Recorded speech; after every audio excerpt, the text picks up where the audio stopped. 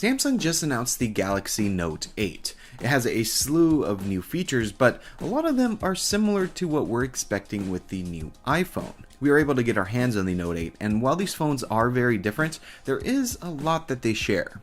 So first is the build.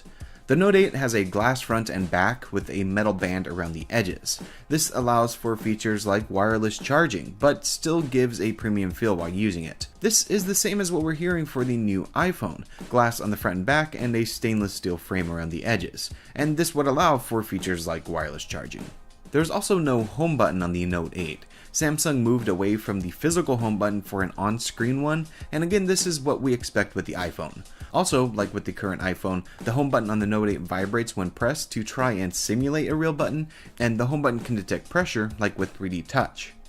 The screen on the Note 8 is huge. It spans 6.3 inches, is AMOLED, and has an 18.5 by 9 aspect ratio, so it's pretty tall. However, there are still bezels at the top and bottom. Comparing to the iPhone 8, we're expecting there to be a larger screen to body ratio, so no chin, but a notch at the top for different sensors and cameras. But even though the iPhone should have a larger screen, it won't come close to the 6.3 inches of the Note. But we're expecting AMOLED, so it should have great contrast and punchy colors like what you get with the Note.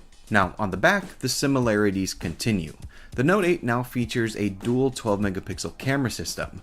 One camera is a wide angle, and the other is a telephoto lens with 2x zoom, just as we have on the iPhone 7 Plus. But with the Note 8, both cameras feature optical image stabilization, so whether you're zoomed in or not, you'll be able to get smoother motion for video and sharper images in more situations like low light. The Note 8 also has a similar feature to the portrait mode on the 7 Plus. However, on the Note, the blur is adjustable, and it will save the wide angle and telephoto image together. So you have more options to choose from after the fact, it's not just one photo. We haven't heard too much about what the new camera in the iPhone 8 will feature, but we do expect updates like OIS in both cameras and more smart features, maybe even some of the features Samsung has implemented.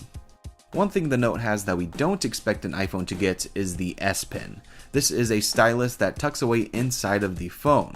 The closest comparison in the Apple world is of course the Apple Pencil, but the S Pen is a defining feature of the Note line. Now with the Note 8, the S Pen has better pressure sensitivity and a new feature called Live Message. This will animate whatever you write and send it off. This is very similar to a feature in iOS called Digital Touch. However, on the Note, the animation is saved so you can share it in more places. Now, as for security, the Note 8 is packing a fingerprint sensor on the back near the camera, but on the front it has face scanning and iris scanning. You can use either of these to open up your phone.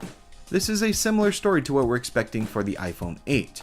The little notch at the top of the screen is supposed to hold different sensors and cameras to do 3D face detection and scanning. This would presumably allow for very secure entry without the use of Touch ID, which we still don't know if will be included in the next iPhone. On the inside, the Note 8 is packing a 10nm 2.3 GHz Snapdragon processor with 6GB of RAM, 64GB of expandable storage, a 3300 mAh battery. It's also IP68 water and dust resistant, and it still has a 3.5mm headphone jack. With the iPhone 8, we're expecting Apple's A11 processor and 3GB of RAM. Comparing these two, on paper it seems the Note 8 is definitely better, but we have seen in the past that Apple's seemingly worse hardware actually outperforms the competition, so we'll have to wait and see on that. On the software side of things, of course, there is a huge difference. The Note 8 runs a skinned version of Android with features like Bixby, customization options, new multitasking features to open multiple apps at once, and much more, while the iPhone runs iOS with features like Siri, iMessage, FaceTime, and more. Software is where there are countless little differences, and really this part comes down to preference. It's just which system you prefer. Now, the Note 8 comes in 4 colors: Midnight Black, Orchid Gray, Deep Sea Blue, and Maple Gold. With the iPhone 8, we're expecting a black model, silver model, and a new copper model. And both of these phones are expected to come in at higher price points. The Note 8 starts in the $900 range, and we are expecting the iPhone 8 to come in at a higher price as well. So not cheap phones by any means.